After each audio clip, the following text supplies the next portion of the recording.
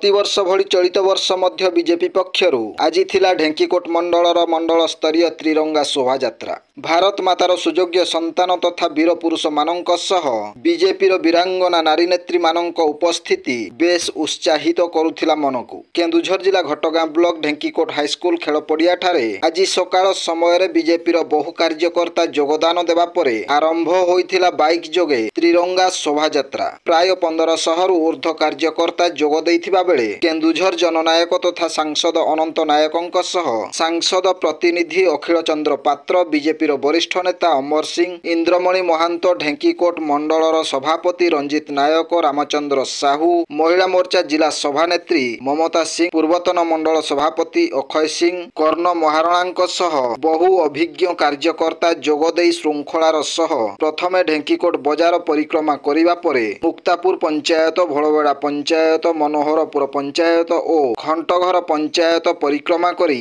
त्रिरंगा शोभायात्रा को साफल्य मंडित करा जायछि। ब्यूरो रिपोर्ट, जनजागरण ओडिया। वीडियो गुड़िक आपण मानकु भल लागुथिला आम चैनल को सब्सक्राइब करिवा सह लाइक शेयर करिवा को भूलंतु नाही।